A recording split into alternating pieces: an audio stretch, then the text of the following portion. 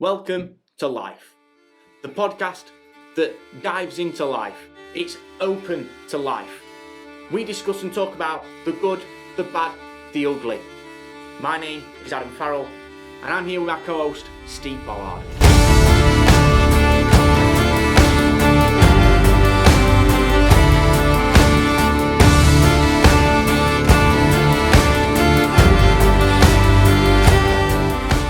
Hello, welcome to Life Podcast. My name's Adam Farrell and I'm here with Steve Bollard. Hello everybody, I hope you're well. Today we are joined by Martin Higgins. Where do we start with Martin? Martin is known to us more for his adventure and life outside the box. Mountain leader for starters, rock climbing instructor, kayaker, spent time in the major mountain ranges of the world.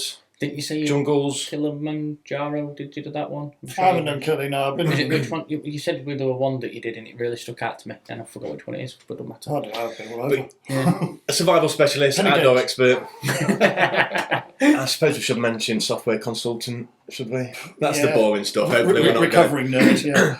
So where did your love of the outdoors, I suppose, where did it all start? Was it a young child age, or was it a later thing for you? My earliest memories, I suppose, are playing in the woods in a time when kids were allowed to actually roam more than 5 yards from the house. So I was, I was out in the woods. I was living in Kent. One of my earlier memories, I was about 4 or 5, and long garden, little ginnel thing down the back, but it was just fields beyond that. So squashed down the fence a little bit onto that, and I was into the fields, and there was a pond with newts and things, all the things that kids really ought to be digging into. I was digging into them. It's how it should be, though. Yeah. It's how it should be. Yeah. Getting muddy, and I mean, that's where, for me, that's where you build your immune system up from. Oh, it is, yeah. Oh, massive. Yeah. That's well documented. Yeah. But best start to life is let them get dirty. None of this antibacterial everything. It's crawl around in the mud, eat worms. That's it. Yeah. Everyone seems to know they wrap kids up in cotton wool. Oh yeah, cotton wool and bubble wrap. Bad idea for kids. One of your sayings that I like, Martin, you're growing up as slow as possible, something like that. When I start growing up, I'll growing up. So you've been, obviously, I think these newts and little ponds have grown to mountain ranges, rivers. Absolutely, yeah. And growing up in the southeast, it was a lot of cycling back for me. Cycling was your main sort of that was my thing. Yeah, sort of mountain biking, bit of road work, all sorts. As I grew up, getting to school was a bike ride away. Mm-hmm. It was 3 miles each way, and I could have got a bus pass, but I chose a bike instead.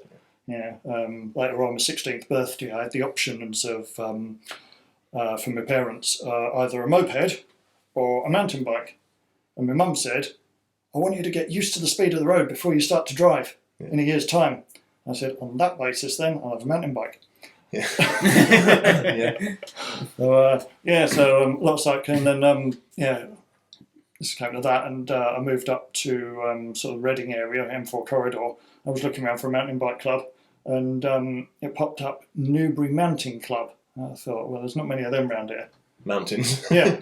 So I thought I'd have a chat with them, and that got me into rock climbing. And so you was about 16. Around then, I was mid-20s. So mid-20s, you started your rock climbing, but I'd already spent years with my brother heading into the mountains. Right. Okay. Wales, Lake District, all that stuff. But it was all sort of mountain walking, not so much of the rock climbing. The mountain club boosted me into it. Into the rock climbing world. Mm-hmm. Yeah. And you became a qualified instructor for that? Yeah, not long after, actually. I was a software engineer, which is why I was in the M4 corridor. Centre for that.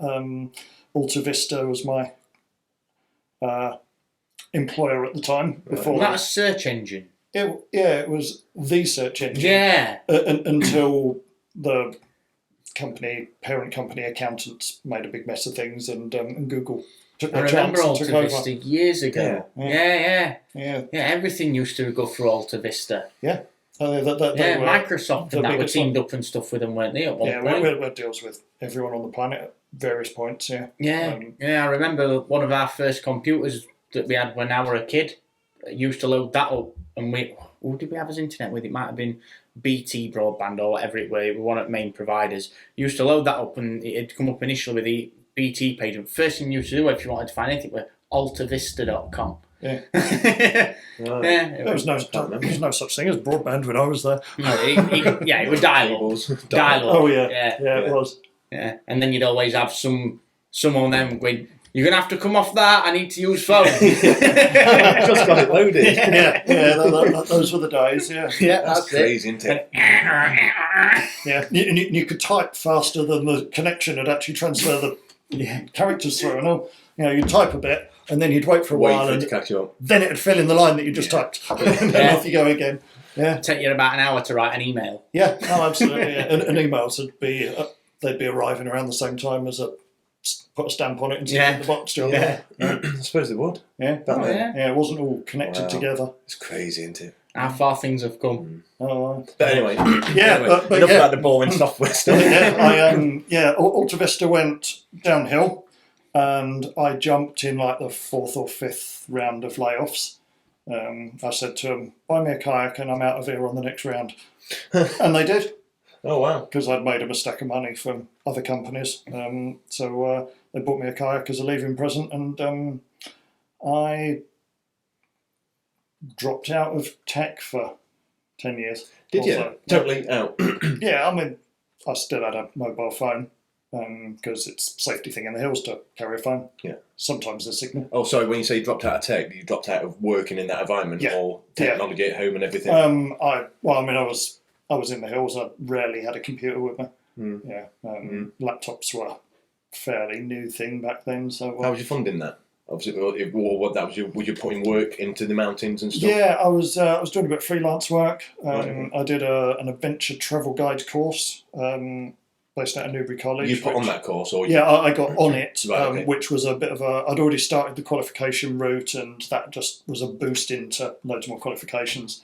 There was a bunch of us, and we basically lived and breathed the outdoors for, as it panned out, about 6 months straight. Every single day we were climbing and canoeing or kayaking and walking in the hills.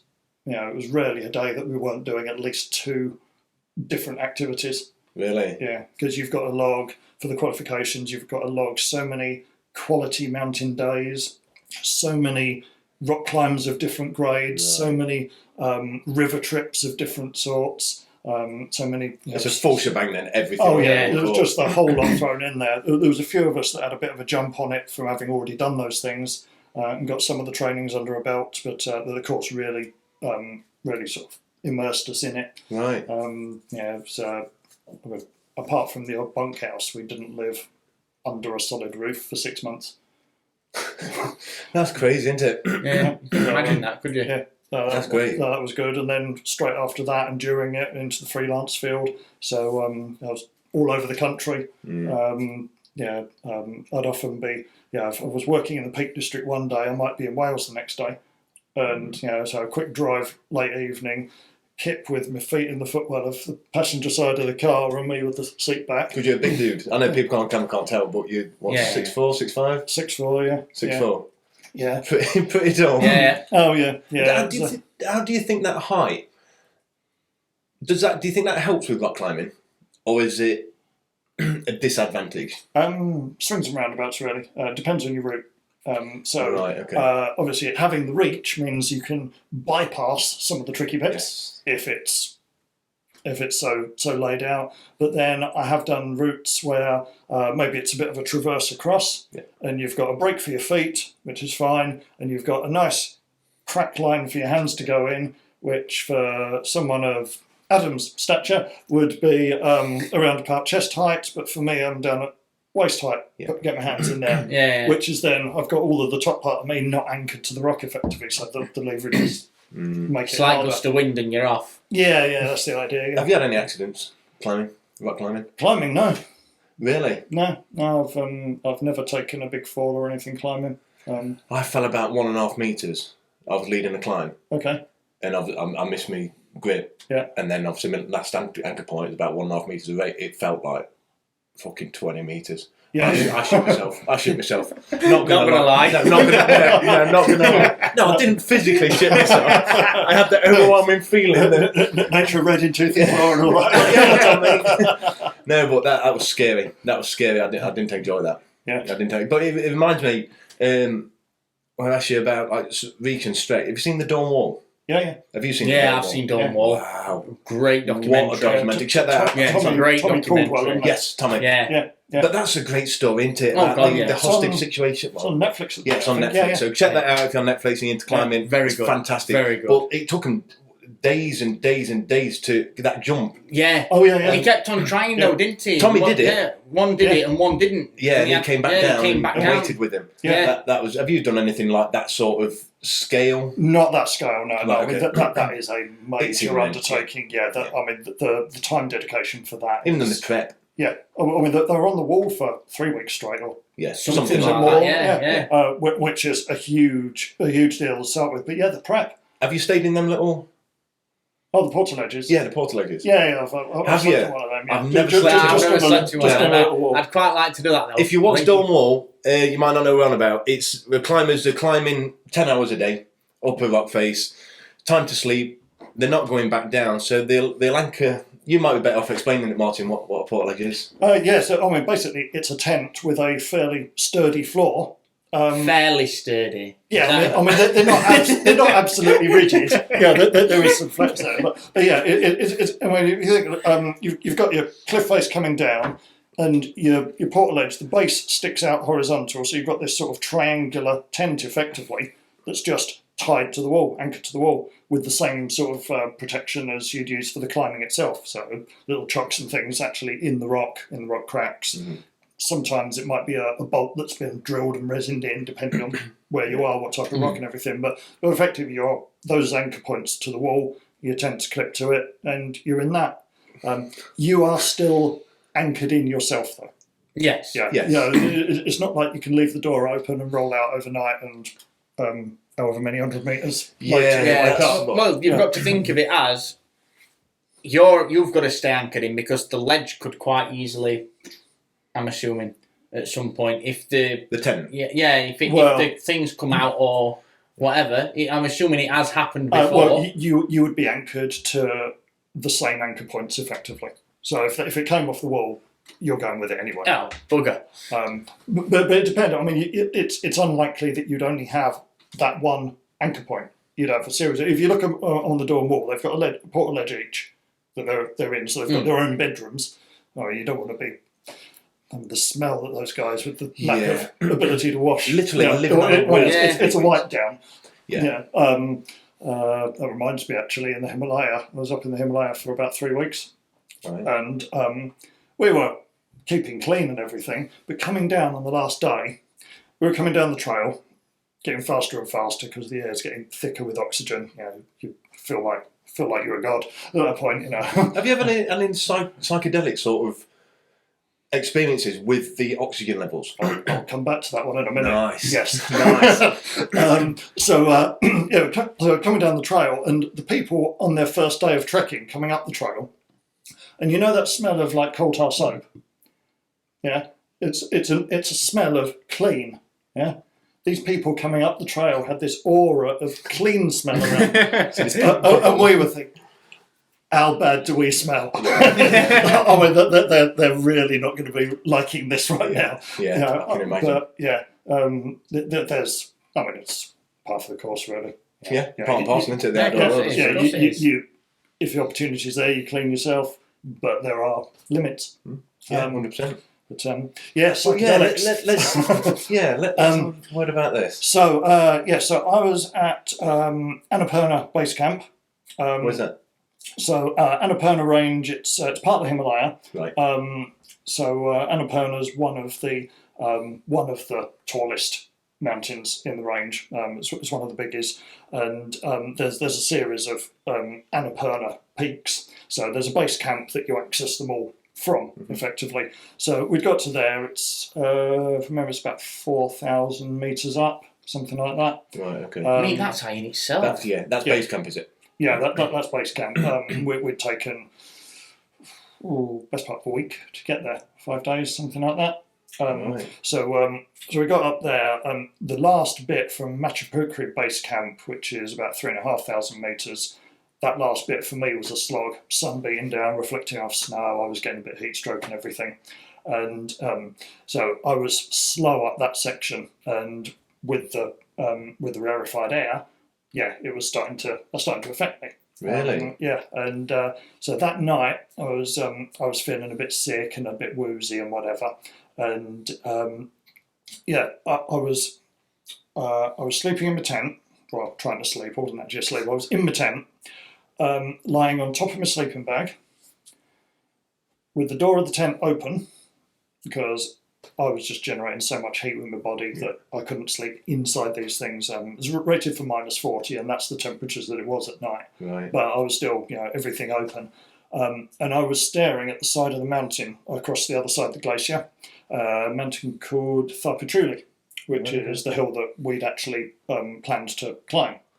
I was staring at the side of the wall, and you've got the sunny day, you're staring up at the clouds, and you're seeing different shapes and sometimes faces in the clouds, and you're playing that game. Yeah, it's a great one with the kids. Isn't it? I love it. And assuming you've actually taken the kids with you. I was doing the same thing, but on the side of the mountain where you've got like bits of dark rock and you've got bits of snow and everything. So you've got some effect. Roughly every 5 to 6 seconds, I was seeing a different famous face. Okay. All night through. It was just, there's a face appearing in the rock. Bang, there's another one. There's another one. All night, never repeated a single one. Do you think? And that was my experience of the psychedelic effect of. I didn't know if you could have a psychedelic effect, but it makes sense. Yeah. Hallucinations in the mountain are not uncommon.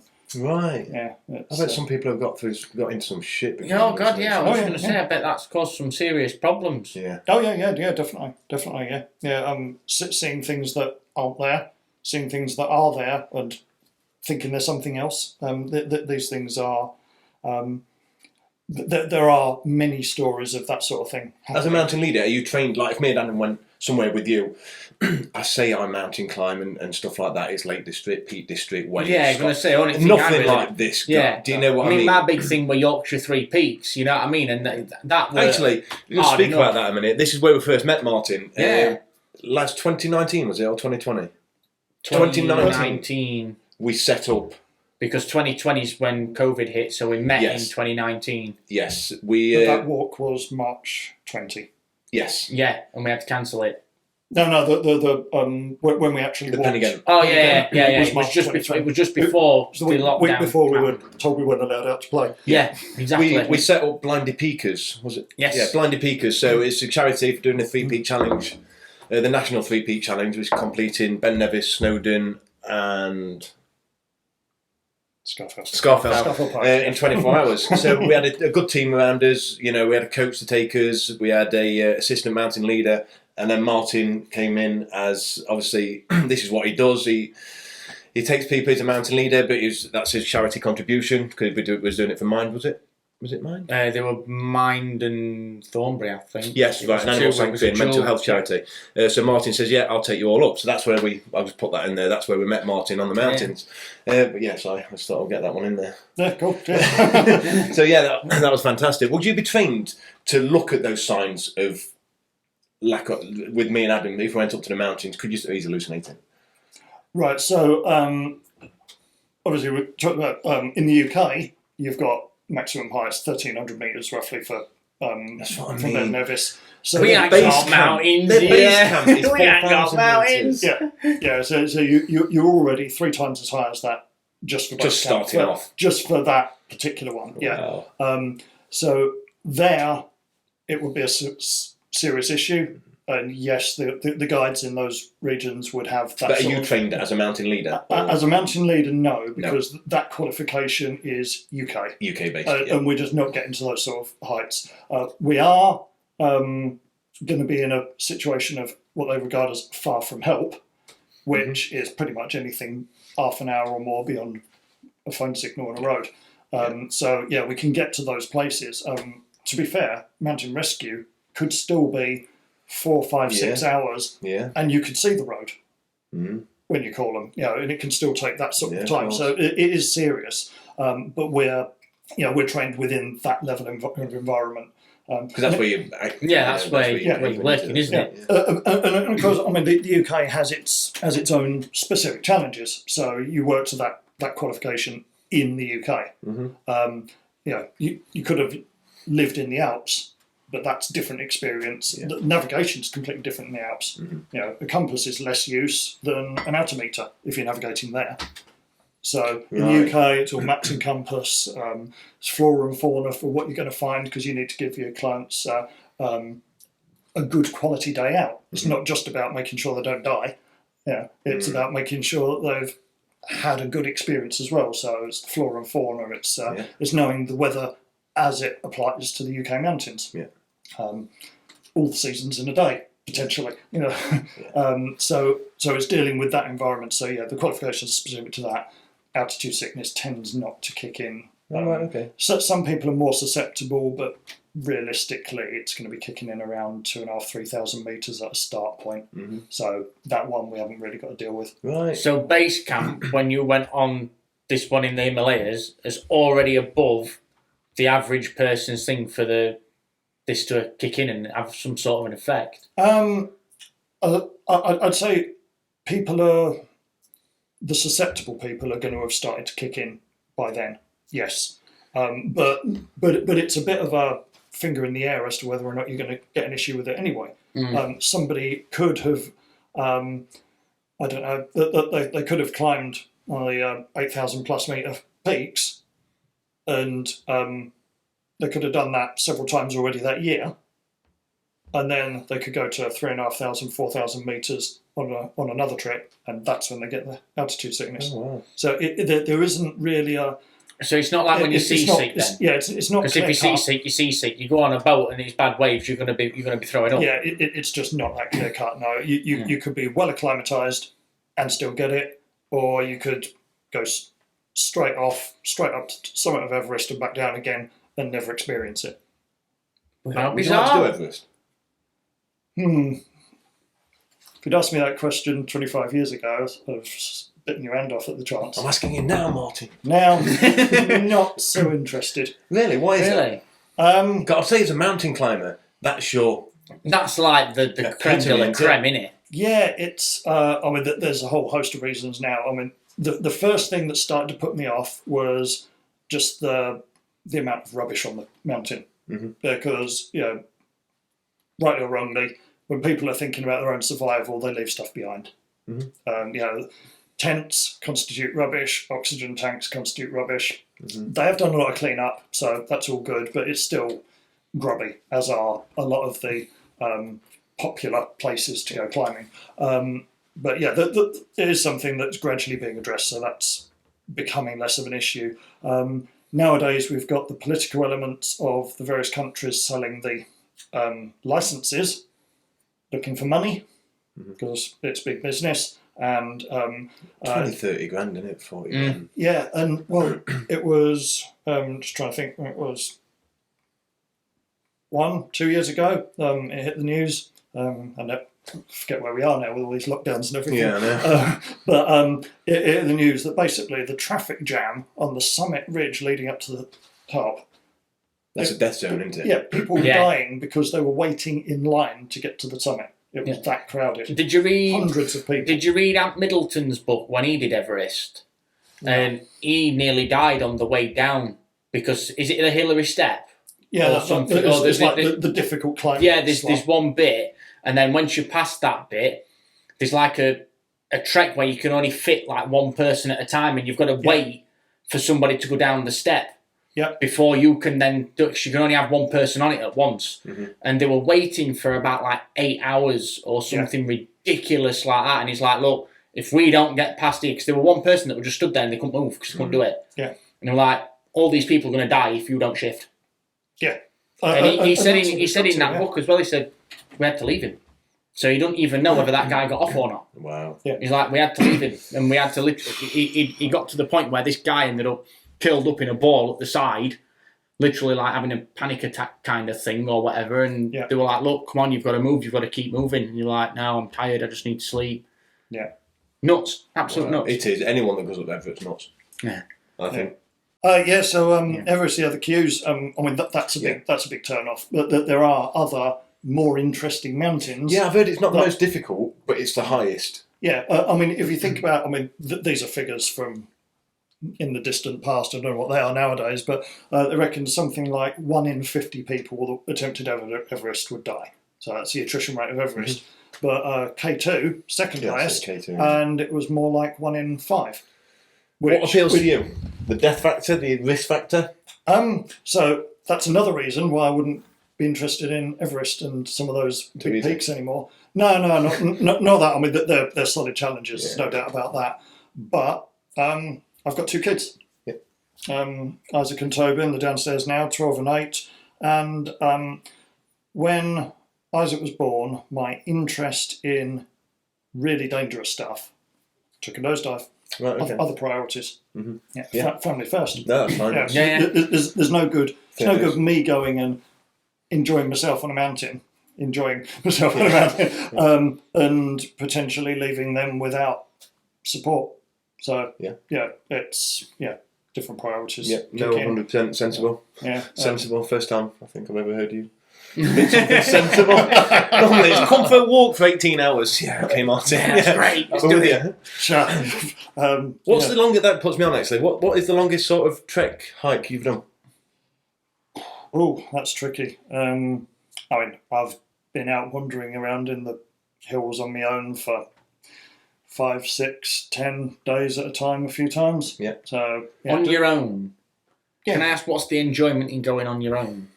Being on your own. Yeah, I mean, you know the deal there. 100%. Yeah. I mean, I can get that for maybe like a while, but 10 days of being completely on your own. Well, yeah. That my head in. We were talking before the show earlier about energy interactions and things like that, and being able to sense people. And when you're in a room with people, you can sense that they're there. You know, you can close your eyes, and I know you guys are sat there. Yeah. When you're in towns, when you're in offices, even in the countryside, you're never that far from somebody else, and there's you can sense that the vibe. There's a vibe that there's someone. It's like an electrical appliance being on. You hear that sort of. Yeah, it's like that. Yeah, absolutely. Yeah, I know what you mean. And if you get out in the mountains, some of the more remote places, there are no people, and that presence, it's almost like a pressure, that just goes away. It's not there anymore, and you get a chance to just relax. There's no such thing as complete relaxation if there's somebody nearby.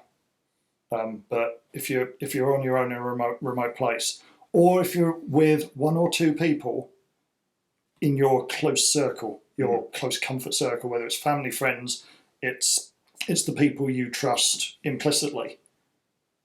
You haven't got that pressure from outside. You can recharge basically. Yeah, that's how I use it. No extremes to what I like wild camping. I'd love to have the opportunity to do some of the stuff you've done. I don't know if I could achieve it or have the balls to do it when I'm faced with it. But it's something that does appeal to me. But wild camping, shit week at work. Do you know what I mean? Blah, your phone going off all the time. I hate my phone. It's work. It's not pleasure now. It's just work. And it's like I'm off for the night. I feel that recharge. You shut your car boot. You walk. You don't know where you're walking. You walk. You got your tent, and that for me is worth more than any holiday. That 24 hours out of civilization. I know it's only the Peak District or the Lake District, but still, I'm up the highest part I can. Yeah. I don't see anybody for 24 hours. I'm recharged. That's what I use it for. Speaking of which, I think it's a good time to drop it in, isn't it? We're going to be doing a part 2 with Martin. Okay. Aren't we? Yeah. No surprise for you. You were looking anyway like, what? This is like days ago you mentioned this. In the springtime, we are going to be doing a podcast out in the hills. So I think we're going to Topakinda. Yeah. And we're taking the tents and we're going out for the night. And Martin, we're going to hopefully... There's only so much we can chat about, but hopefully Martin will let us into his world a bit more on location. Yeah, So that was interesting. Adam's got to take all his recording equipment up, which Yeah. will be even more fun for you, I think. Yeah, it's a good job. I've got a big bag, isn't it? Take a generator for the lights. Yeah, No, I look forward to that. That should be pretty cool. No, definitely. Pretty definitely. cool. yeah, it'll be good. It'll be good. Yeah. Oh, and if we make it early enough in the year, the sky should be quite clear as Yes, last time I went, I've got some great photos. well. I bet yeah. Just constellations, you know what I mean, a line in the plough and whatnot, but you're there, it's just fantastic. Yeah. It's fantastic. They're that bit more in focus, aren't they? Yeah, you see a lot more of it as well. I think there's an official dark skies place in the peaks, isn't there? Ooh.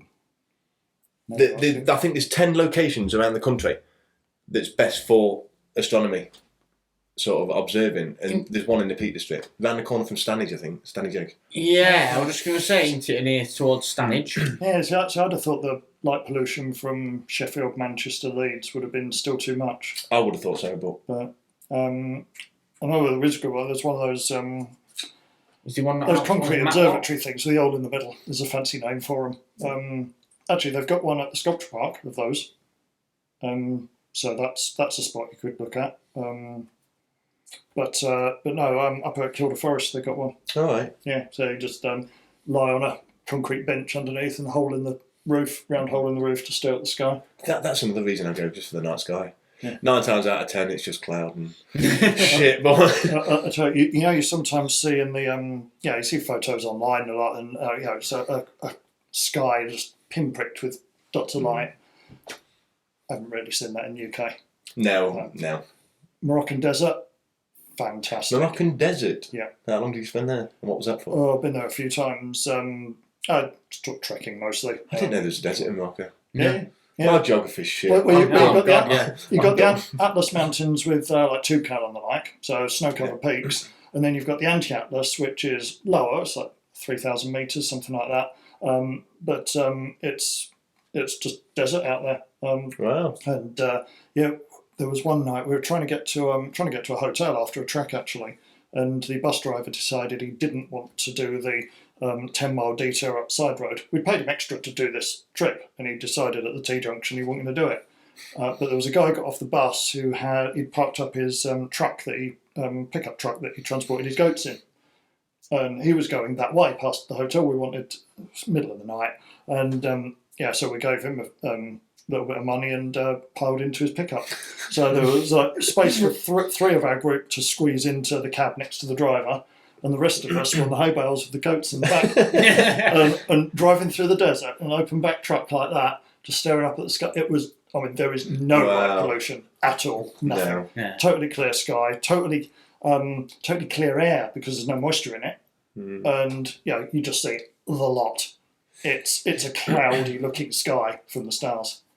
You see everything. You see, I'm one of them people that do you wish you had a camera there to capture that, or do you know what I mean? Because a lot of people now, like at concerts or wherever, I'm terrible when I go wild camping. It's a beautiful. I want to capture this beauty to show other people and to remember myself. Yeah. Are you like that, or do you just live for that moment and embrace it just with your eyes and your memories? I like taking photos, but more often than not, I don't even think about getting the camera out. No. It's like I think afterwards, I should have got a picture of that. I should have got a picture of that. You get overwhelmed, don't you, sometimes? Well, I do. When I see something, a waterfall or, Kinderfall, when that's in flow or something like that, I'll see it and it's...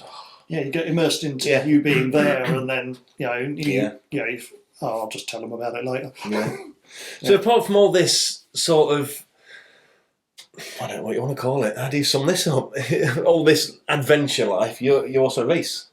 Or you did race? You used to race? I have raced in the past. And these... Race, very loose term. It's not exactly at speed. No, they're a bit different from the 100-metre sprint, aren't they? Yeah. What's the most extreme race? Are we talking like endurance racing kind of thing? Yeah. Triathlons, ultra trail running, no doubt. Have you done trail running? Yeah. How does that fare? Do you do road running? Or have you done road running in the past? I did Wakefield 10K and Dewsbury. So I've done 2 little road-based ones, yeah. Right, okay. How does that compare to the trail running? Well, they're over and done, and you've gone home again before they've even started. What sort of distances do you cover on these endurance races and trail races? It depends. There are all distances going, really. race type events, I've done 55, 60 mile sort of Have you really? single day ones, yeah. 60 miles in a day. Yeah. Just take a moment for that to sink Yeah, in. Well, it's not. I mean, Did you just say that's not a lot? Well, if you think about there's race series, Hardmore's really, really good, great community spirit there. Their Hardmore's 55. That's a 15-hour cut-off, so you do the whole lot. You've got to do it. 55 in 15 hours. Yeah, I mean, and the way, to be fair, the way John does his route planning, he says 55, but means 58 or so. Right, okay. Yeah. Right, okay. There's always a few bonus miles with Hardmore's. Yeah. But yeah, so I've been on that a couple of times. Beast from the East, if you remember that a few years back. The Beast from the East. Yeah, did it. What's that? that? That was fun. Yeah, the big blizzardy storms that came through for a while. Oh, them things. Yeah. I thought you were You talking did it about during that? Yeah, during that. Oh, right, okay. That made it And where was that? fun. That was up over the North York Moors. And that made it fun. Yeah. That's That's that's the crazy. sort of stuff. Because that's the sort of thing I like. That's your world, isn't it? The only sort of weather I don't like is when the weather isn't doing anything. Yeah, if the weather really can't be asked, then it sort of has a knock-on effect to me, and I'm not sure I could be either. Yeah. But Yeah, if the weather's me. doing something, if it's blowing, if it's sunny, if it's snowing, if there's hail, if it's throwing everything it's got at me. Days like today, it's just grey and just... Does that Yeah, bog you down a bit? See, for me, it was a reasonable amount of rain, and it was a bit windy at times, so it was all right. Yeah, Good day for Martin. yeah. Oh, and that's it. It's piss mitts down. That's still 60 miles. Yeah. Well, yeah. So I've got to raise my training go, because I haven't been out on an event for probably 4 years now. I was just about to say that brings us on to you. I saw on Facebook the other day you said you made a promise you're going to do an event. Yeah. This is it. So my thought around events was it got me a date in the diary. I'm a family and everything.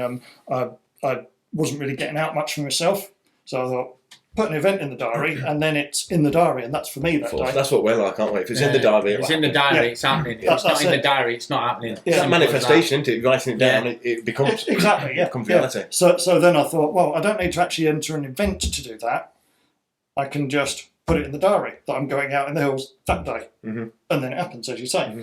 So I sort of drifted away from doing events for a bit. I've done things like Outlaw a couple of times, and the Hardmore's events and things like that. As you do, just done a couple of Yeah, hours. just- Don't get me wrong, they're tough. Yeah, there's no It's doubt not about that. blasé you speak about it now. But I'd done them. I'd ticked that box in my head that I could do them. Yeah. We were in Wales. Took Eleanor over to Clanberis. Just had a few days chilling out, little cottage, and just bimbling around little bits locally. I went to the Fairy Glen, which it's a little sort of touristy attraction. It's a bit of a river coming down. I don't know if you've been there. A little bit of a river coming down and some nice rocks. It's a lovely little place to sit. Of course, all my time in the mountains, I'd never been there because it was just a place to go and sit. Touristy as well, you tend to stay away from them places. Yeah, but in practice, really nice little place. Probably because it was in the middle of summer. But as we were driving through Clanberis Pass, I was pointing up and saying, "Oh yeah, I did. This race around that way and next race around that way, and my brother's stag do. I took him up Snowdon after we'd had his evening meal on the Saturday. We set off about 10:30, 11 o'clock at night and got back down about 3 or 4 in the morning.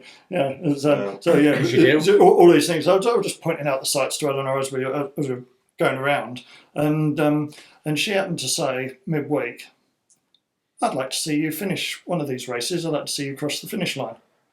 Oh crap, what have I done now? I can't refuse or anything. So I was thinking, well, I could think about one of the shorter races which are done in sort of 3 or 4 hours. I think, okay, I could go out and do that now. I could just make sure my tyres are pumped up and wetsuit ain't got holes in. I could just go and do it, and then she'd seen that. But that feels like a bit of a cop-out. So I thought, well, there was a race I was going to do a few years ago. and actually got a chest infection, which meant I couldn't do it, so I didn't even turn up. Well, I haven't done it. It's about 3 times the effort of anything I've done before as a single event. So I'll do that one. Have you seen the figures on this? By the end of the week, I'd signed up. I did. Go on.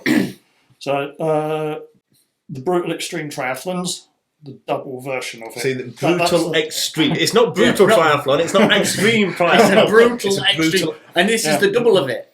Yes. Well, Wow. yeah. So I mean, a lot of people will be familiar with an Ironman, which is what 2.4 miles swim, 112 miles on the bike, and a marathon to finish. And the amount of kudos people get for completing an Ironman. I mean, credit anyone that's completed an Ironman. Yeah. Well done. Yeah, absolutely. They are tough events, and an awful lot of people, rightly so, are aiming to just complete and they're done. Yeah. And great, it's a big challenge. Fair dues, yeah. Well worth doing. Strongly recommend it.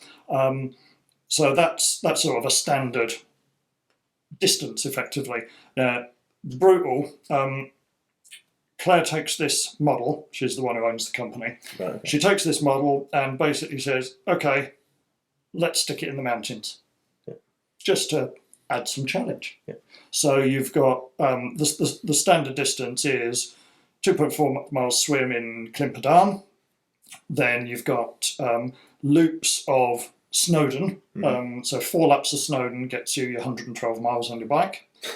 And then you run... Of course it does. Then from Clanbarris, you summit Snowdon and back down. And then do... so that's 9 to 10 miles worth. And then you do laps of Climperdown. I think it's 4 laps get you a further 20 miles. I think that's how it works out. Right. So that's the standard distance. It's not exactly the distances of an Ironman, but it's close because it's the terrain that we're working with. Yeah. And even loops of the lake, it's not a flat profile. It's up and down, all the way around. You know, it's a leg killer. You know, there was a guy on Facebook actually. He said he lived near there, and I walked around that, and he's done for the day. And, you know, walks his dog around the lake, and he's done for the day. That'd be me. That'd be me. Round. So so I thought, well, okay, great environment. I'll do the double. So it's all that twice over. How long do you get? So is that what you've just not? I've just signed up for it. Never. No, so you're going up and down Snowdon and the 4 laps round. You're doing the 10 laps or whatever it were around the bloody what's it, and the swim twice.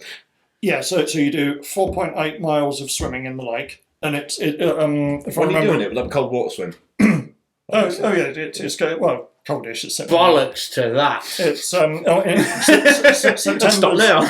September is sort of the warmest time of the year almost. Yeah. It's the water's a time from the summer to heat up, so it's not too bad.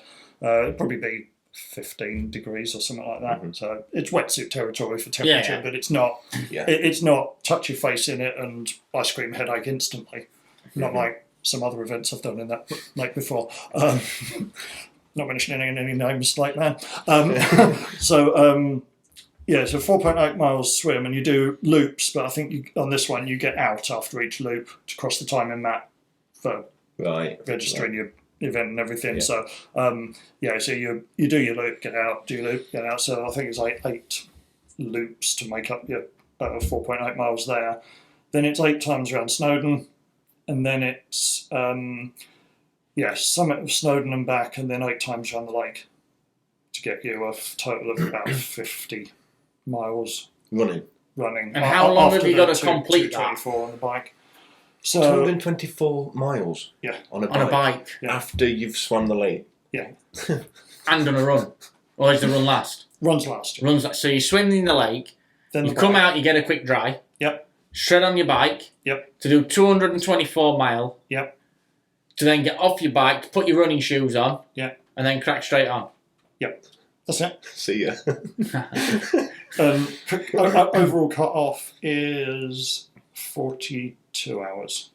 Will some people take sleep? Will they sleep? Will Yeah, I mean, you're allowed to. You have a crew with you, and part of the crew's job while you're cycling is when it's most likely to be an issue, I think, because you'll be cycling overnight for that distance. I think it's likely to finish early morning on day 2.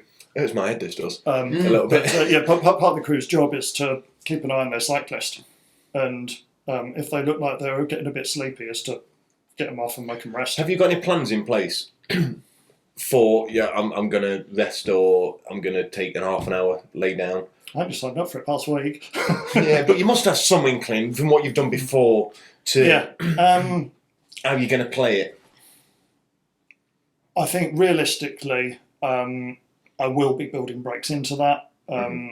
The type of diet I use in the training is low carb, so I should be fueling myself mostly on body fat. But even then, I'll still need to be topping up. Low carb? Yeah. That's good as anything I know. Yeah. But you're the nutrition, also a qualified nutrition coach as well. Yeah. So I mean, there's always a big argument about this stuff, but I found when I did outlaw, for instance, I did that as a bit of a trial. On the first time round, I took on 300 calories in total for the day. Black coffee for breakfast, no calories there. What about the day before? Did you carb overload the day before or anything like that? No. I had a bit of salad and some cheese for the tea the night before. Right. So it's keep the carbs low, but you need to do it for a long period of time, so your body is comfortable with that, and then it's going to be more readily able to tap into your body fat. Which is what it should do anyway. Which is what it should do, yeah. Theoretically, even someone lean, which I'm not, someone lean like yourself, would be able to do an iron triathlon several times over just with the body fat that you've got on board without getting to a dangerously low level. We spoke about this before, Martin. You're a mind coach as well, aren't you? Yeah. I know it seems daft, like a mind coach, but when we was on the walk, Martin took us up Penigent. That's just a hill. That's not even a walk. I went and did the rest of the walk with my mate after. I know, I was just about to say, we finished at about 5 o'clock, just up Penigent, round a bit and back down. We was blowing a bit. It was like training for the 3 Peak Challenge. And Martin said, I'm just meeting my mate, I'm going out again. And you went another 17, 20k or something that night? I about another 40, I think. 40k after It was good. There was a lot of snow and everything on Whernside when we got there, so we went to the top. We went Penigent again, then we did Whernside, but came back down and back into Horton via the road. Why not? Oh, so you missed Dingleborough out? Missed Dingleborough out. The overall distance was still about the same. Because it's a blooming long way back, especially in the dark. Yeah. There's nothing to see there. But the friend I was with, he'd not long had operations on his knee. So coming down the descent in the ice off one side wouldn't have been a good idea. Yeah. So we went to the summit, came back. And mountain leader experience again. Yeah. That's the sort of stuff. I mean, his call entirely on that. He's training to be a mountain leader himself at the moment. You just said that I'll be able to do an Ironman or something like that. I remember you saying on the walk when we was talking about these endurance events that you do. It's a case of I can't run. I can't run for shit. I hate running. I hate everything about it. I don't like running. I can't run. Martin was like, you can. I can't run, mate. Seriously, I could have you running. I hate it for one, and I can't do it for two. No chance. Well, if someone got a gun to you, Martin said, you'd run. Yeah, I would actually. Yeah, and that's the mind coach. How much are you glad you're a mind coach going into this double extreme thing? It gives me a few like Jedi mind tricks to because I think I would employ somebody like Martin if I was facing it on myself. My biggest downfall would be my mind. Yeah, it'd be mindset. Over my body. 100%. Oh, 100%. 100%. Do you think I'd give you a bit of an advantage of? You see, from my experience, I'd say I'm the opposite way. In here, I've got the determination and the drive to do it, but it gets to a point where this just won't.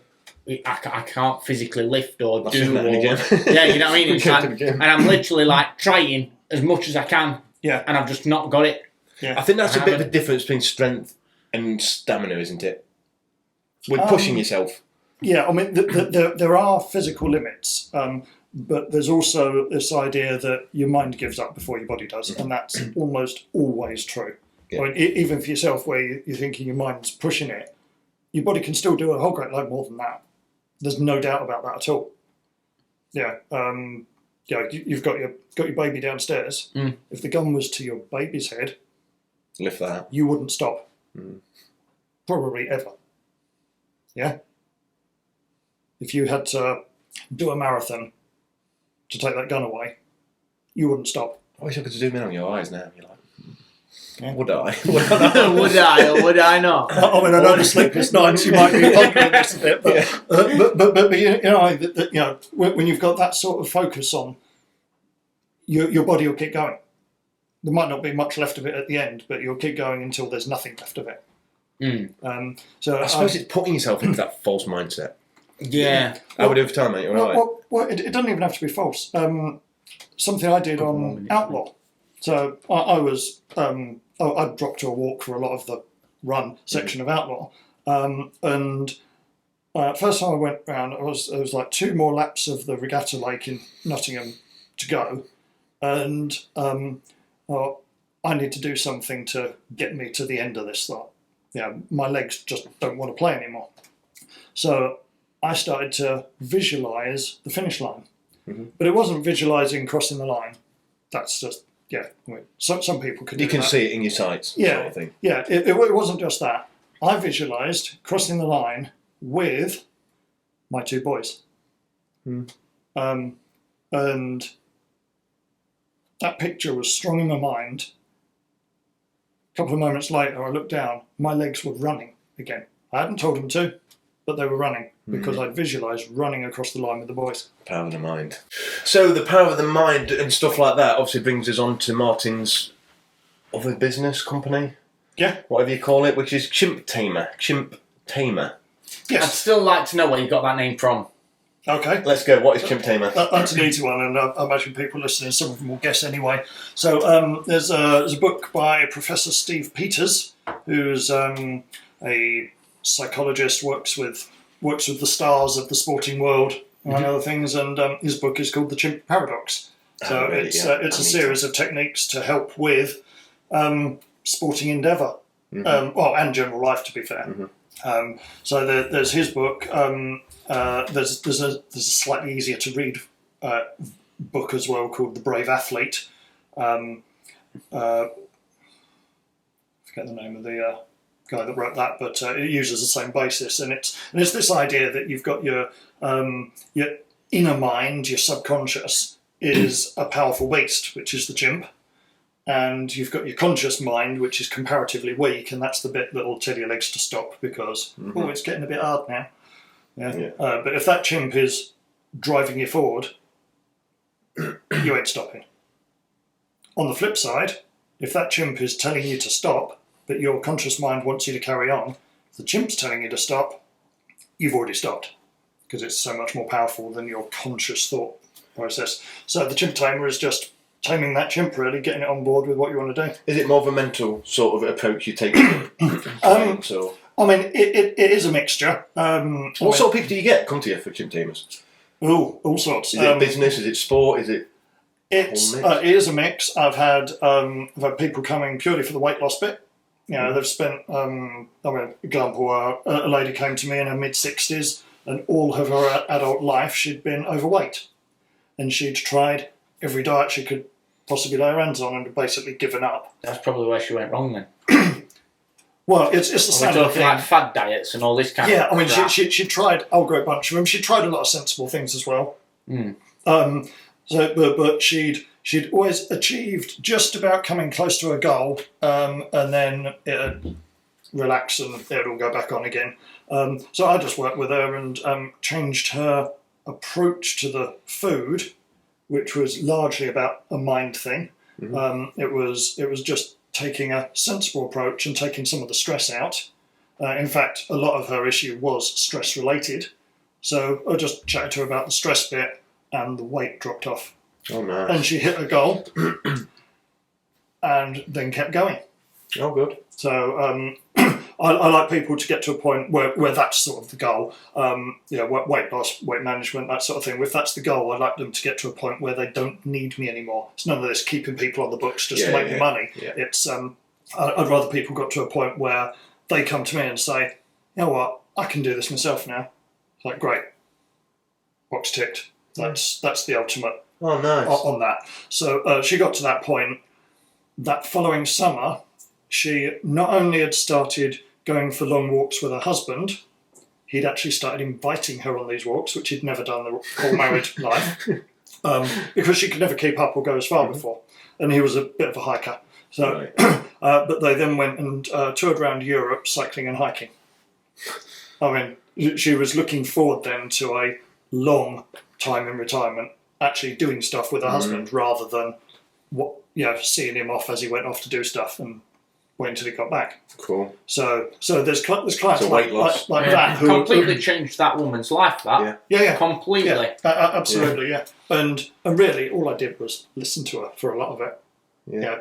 And that's about... You need to know what dealing you're with that listening stress. for, though, surely. Yeah, that's where a lot of the training comes in. Yeah. On the flip side, the athlete side, one friend I helped actually last few years, just helped him with the some of the low carb details, which are a lot simpler than people try and make out, to be fair, and his transition from marathons into ultras. And now he does daft things like only a few weeks ago now, he did, I think it was 12 marathons in 12 days. Just from his house, loops around the block sort of thing. It was a challenge and he did it. But then he went and did London Marathon not too long ago and actually went sub 3 hours. Did he really? So he can share. He was already a runner before I knew him. So he's done that, and then he's done things like back-to-back 40-miler races. And what did you help him with? Just generally helping him with questions about his diet, questions about his training approach. My main single tip to him on his training for his swimming, for his running, for his cycling was slow down. That's bizarre, isn't it? Yeah, slow it down. Slow the lot down. He was saying, getting out of breath in the pool. Yeah, slow it down. You're swimming too fast, trying too hard. Yeah. Get your stroke right by going slow. Get your breathing right by going slow. Mm-hmm. The speed comes later. Mm-hmm. The speed will just come of its own accord later. Yeah. You don't need to try hard. Same with the running. Get into a rhythm slowly. If your breathing's getting hard, slow it down. Stop. Walk for a bit. Yeah. Ease back into it. Just ease it gently, and the speed will happen. Mm. Yeah. Yeah, I'm a big believer in that. Yeah. I mean, I wasn't dissimilar to yourself. Yeah. Didn't like running. Couldn't run. All that stuff. I look like Phoebe out of Friends. When I You probably don't watch Friends. You don't have them in the mountains. I'm trying to picture you with long hair. Oh yeah, with hair. With hair. So yeah. No, it's I was like, I couldn't run. I've cycled all my life pretty much, and backs of my legs would just get tight. They'd seize up the moment I started running. So when I came to the concept of, okay, slow it down. I can walk for days without stopping. So what's the difference? I'm launching too hard. So I just slowed it right down. That makes sense. Slowed it right down, and then I was able to do more than like 50 or 60 yards of running before everything seized up, and then I was doing, laps of Lady Bow. Yeah. So each time you do a lap of that, like the usual cycle route there, it's about half a marathon. So I started doing laps of that, and actually, no, I can run. I was just trying too hard before. Yeah, I suppose, yeah. That makes sense. Yeah. So Chimp Tamer then covers quite a lot of sporting basis, doesn't it? From the mind to the weight loss to the endurance. Yeah. Do you do strength training and strength programs and stuff like that? Yeah, I mean, I'll do pretty much everything. My focus is the adventure and the healthy pursuit of adventure, I suppose. Do you do rock climbing stuff? Yeah. I'll teach all that stuff. Yeah. Teach the rock climbing, teach the canoeing. Nice. Back when I was a student, that's more than a quarter of a century ago now. Ouch. Back then we did a trip from Wigan down to London canoeing on the canals, 250 miles of canals. Yeah. That was fun. Yeah, it's great. Yeah. 250 miles in canals. Yeah, it was a lovely trip that was. Lovely. Lovely. Bit damp. So that's what Chimp Tamer is, really. Yeah. So, any sort of sporting goals? Martin, Your man. Chimp Tamer. Do you want to end it there, or do you want to go further? Unless there's anything else more that we need Have you to got any add. questions for Martin? I think they've all pretty much been answered, I think. Cool. Any cool stories to finish off? You got time for more stories? That's up to the producer. As long as You it's can always, still- always cut them, I suppose, can't you? There was how about shoulder dislocation to finish with? Yeah, go on then. Yes, why I've not? heard Yeah, about yeah. that. Yeah. Cool then. So I mentioned earlier this travel guide course that we did. Yeah. So for me, that culminated in a trip. Because travel guide, it's not just outdoor pursuits, although it really was. The travel element of it, we organised a trip to spend a fortnight kayaking in Mexico, in the jungles of Mexico, and then it was going to be a couple of weeks climbing at Joshua Tree in California. So we organised it all. Kayaking in Mexico, we were, let's see, I was on day 13, which I think was a Friday as well. It's a good job I'm not superstitious. Yeah, day 13, we were kayaking down this river, and there was this grade 5 rapid, and called the Brain, by the way the water sort of went up against this rounded rock and parted, and it looked like the two hemispheres of a brain. Is grade 5 pretty extreme? It's the top end of the standard grading. Right, okay. I know nothing about water. the humanly doable grading. Right. So one would be sort of flat water, rivers and canals, Yeah. and you sort of step it up. Grade 3, you're into like little rapids. Grade 4, you've got some waterfalls and technical challenge in there. And grade 5 Suicide. could kill you. Right. Grade 6 is suicidal. Right, okay. Based on the gradings as they were back then, Yeah. but people do more and more crazy things, Yeah. and but it goes beyond grading after a while. I don't. No, I've got kids to look after. Yeah. So on this thing, and that's it. It was a simple sweep past the rock, drop down one drop about 3 or 4 foot onto a flat pool, drop another 3 or 4 foot to the bottom. It actually wasn't that hard looking at it. But came up, swept, tried to go sweeping past this rounded boulder, the Brain, and the back of my kayak just twitched a bit.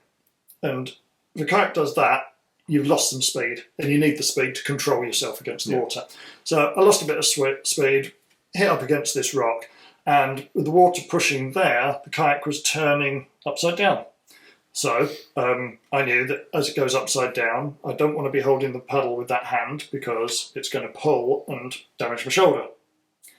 So I let go of the paddle with that hand, but the force of the water was still enough to whip my arm backwards.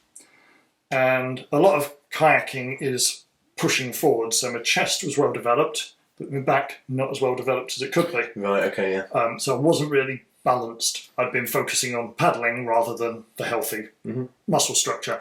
So as my arm went that way, my chest reacted against it, as it should do, to prevent damage. Arm went that way, overreaction there, and it dislocated, which I found out afterwards. So boat swept upside down. I stayed in my boat, bumped my head on a couple of rocks as I went down, but that was sort of fine. I'd already seen what the water was doing, so it's like, yeah, got a helmet on, it's no big deal. In the pool at the bottom, got out the boat, which is embarrassing enough, was a kayaker, the guy, Stuart I think it was, came and gave me a tow out, and I tried to reach up with that arm, couldn't grip the back of his boat, it was like a dead arm. Thought, okay, that's not good, put my paddle in that hand, grabbed with that arm, that was fine, he towed me out of the water, and then one of the others grabbed my boat and hoiked that out as well, so no big deal there. But then I looked down and thought, that don't look right. Didn't look like that one. So, my arm's quite small now, I haven't done much kayaking for a while, but your muscles come round and it's sort of rounded here. It's better on you actually. You've got rounded shoulders, you've been working them. So it goes rounded. On this side, it went out sort of more to a point, and then there was like this dent. Like, yeah, this is the wrong shape. So what happened? Because the muscle had basically pulled the ball out of the socket, lifted it forwards. As my arm went backwards, it lifted it out and forwards, and the ball was about there. Fucker. So You bastard. it's like, yeah, about there. My mate Sam was hovering nearby. They wanted to cut my cag off and everything, but they were expensive, so I wriggled out of that myself. Sort of wound it past and everything. And my mate Sam was hovering there behind the boulder with his camera because he was a keen photographer. And it was like he was reticent to take photos of this accident. It's like, Sam, where's your camera? Yeah. So I got a couple of photos of it. But yeah, chopping my arm over here, which was definitely not the picture I was expecting to see. So they Ouch. So the team spent about half an hour or so getting it back in its socket next to the river, and then there was a trek out, chopping away spiders with a swimming paddle as we went. Tom came with me on that as we trekked out to get back to the vehicle. So that was a few hours of jungle bashing. With a dislocated shoulder. Yeah, and then a 24-hour drive to the nearest medical help, at which point I thought I might as well just jump on the plane and come home. Because the rest of the team were heading off to Joshua Tree, and I thought, I'm not standing in the desert watching them climb. Did you learn to become superstitious? I would. What did happen, though, about 3 months later, it sunk in that I was no longer invincible. Yes. Up till then, yes. I'd got away with absolutely everything. Nothing could get me. But then it sunk in, and even looking at even grade 3 water, Hesitant. little rubble, not just hesitant, you know that shiver you get from down in a shot of whiskey? That sort of bounce up your spine shiver. Mm-hmm. Yeah, I was getting that from looking at. Is that fear setting in? Yeah, that was a whoa, what's going on here? Mm. My driving went from 80 down country lanes to buying myself an old VW camper because that was fast enough, thank you. Yeah. My mountain biking, basically I didn't get airborne anymore. Right, okay. Yeah. So that winds you back in? Oh, that was For a long time, or is that stay still? That lasted for a good few years, actually. I can imagine it would. Yeah, a good few years. Respect for getting back in the water, though. Oh, God, like yeah. That, you know, it's... Yeah, I mean, I don't do anything like that now. Mm-hmm. But other priorities really on that one.